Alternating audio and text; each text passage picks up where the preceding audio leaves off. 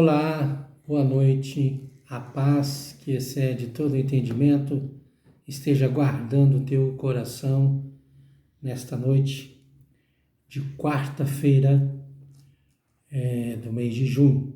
Deus abençoe a sua vida e vamos meditar hoje nas Sagradas Escrituras em dois textos. E está em Salmos, capítulo 32. Vamos ler aqui. Bem-aventurado aquele que tem suas transgressões perdoadas e os seus pecados apagados. Como é feliz aquele a quem o Senhor não considera iníquo e em cuja alma não há hipocrisia. Enquanto mantive meus pecados inconfessos, meus ossos se definharam e minha alma se agitava em angústia, pois dia e noite a tua mão pesava sobre mim e minhas forças se desvaneceram como a seiva em tempo de seca. Confessei-te o meu pecado, reconhecendo minha iniquidade, e não encobri as minhas transgressões. Então declarei: confessarei minhas transgressões para o Senhor, e tu perdoaste a culpa dos meus pecados. Olha que coisa tremenda. Enquanto o salmista o salmista Davi calou os seus pecados, ele diz que os seus olhos, seus ossos, envelheceram. Tem uma versão que diz que eles apodreceram. E a angústia tomou conta da sua alma. Então, o pecado, ele causa essa corrosão, ele causa essa tristeza, ele faz um estrago, não só na nossa alma, mas também no nosso corpo. Ele torna deficiente o nosso raciocínio e discernimento. O pecado, seja ele qual for, ele tira o entendimento do ser humano, ele abre o caminho para Satanás atuar contra a vida daquela pessoa. Então, o que fazer quando você cometeu um pecado? A experiência do salmista ele tentou calar o seu pecado, ele tentou esconder, guardar o pecado. Eu digo para você que pecado amanhecido, ele só vai trazer corrosão, tristeza e mais tristeza sobre a tua vida. Mas, quando o salmista, naquela experiência, ele disse: eu vou confessar o meu pecado ao Senhor, eu vou confessar a minha iniquidade. Todo pecado é iniquidade. O pecado é proveniente da iniquidade. Então, ele confessou e a Bíblia diz que o Senhor perdoou o seu pecado. Mas, no versículo 2, ele fala sobre a hipocrisia, A pessoa, ela tem que fazer uma confissão verdadeira. Qual é o princípio, qual é a sequência para ser perdoado? O Salmo começa assim: bem-aventurado o homem a quem o Senhor não imputa erro, pecado, e tem as suas transgressões perdoadas. Então, feliz é aquela pessoa que recebe de Deus o perdão. E é só pedir? É só falar? Não é bem assim. Quando Jesus começou o seu ministério, ele usava uma frase: arrependei-vos, porque é chegado a vós o reino dos céus. Então, o primeiro passo para que o perdão seja efetivado com eficiência na minha alma, na tua alma, é o arrependimento.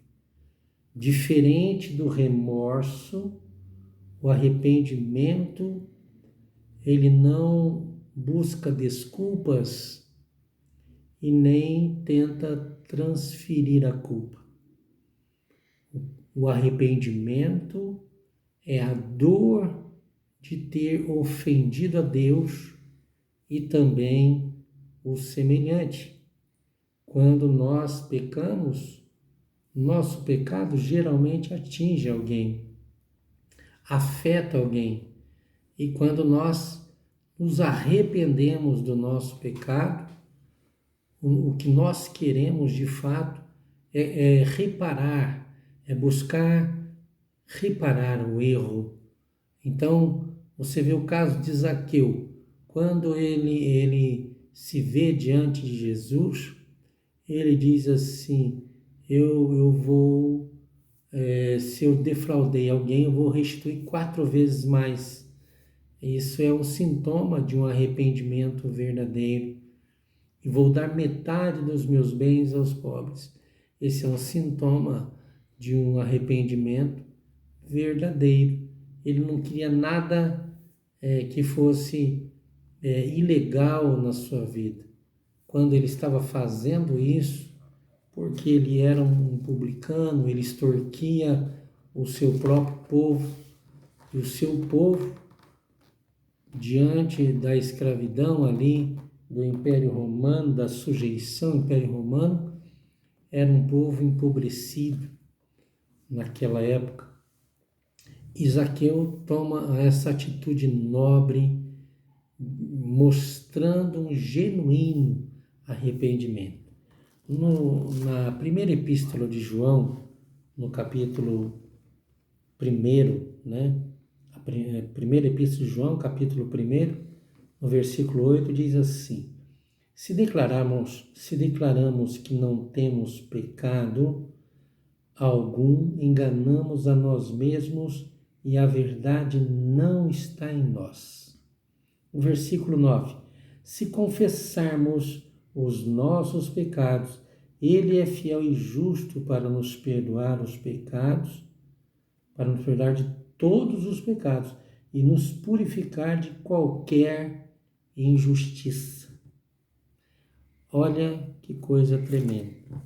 Então, aqui diz: se afirmarmos que não temos cometido pecado, nós o fazemos mentiroso e a sua palavra não está em nós. Então, a primeira coisa é reconhecer que nós erramos, que nós pecamos. Esse reconhecimento, quando é sincero, vai gerar um arrependimento sincero, não remorso. O remorso é assim: eu gostei do pecado, eu voltaria nele, mas eu estou com medo do inferno, por isso eu venho confessar. Esse tipo de confissão, para Deus, ele não tem validade, é hipócrita. É só para se livrar da consequência do pecado. Isso diante de Deus não existe.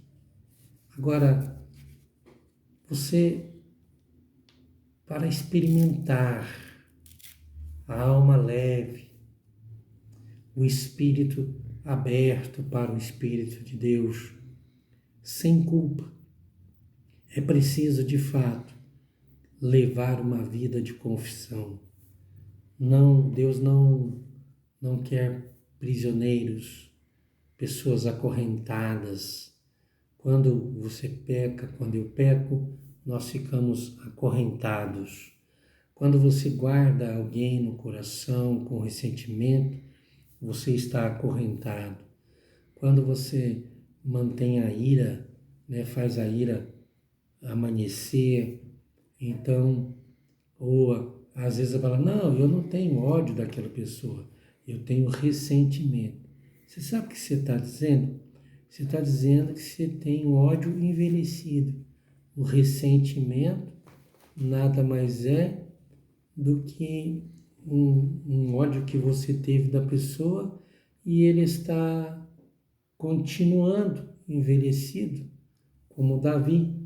Enquanto eu calei o meu pecado, os meus ossos apodreceram, os meus ossos envelheceram e a minha alma ficou perturbada de angústia. Olha que coisa tremenda é saber disso. Você pode ser perdoado e o perdão do Senhor, ele é tão poderoso, né?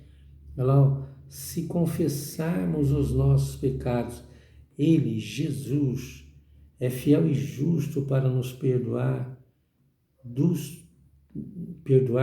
todos os pecados e nos purificar de qualquer injustiça ou de toda injustiça. Então, você passa a ser justificado.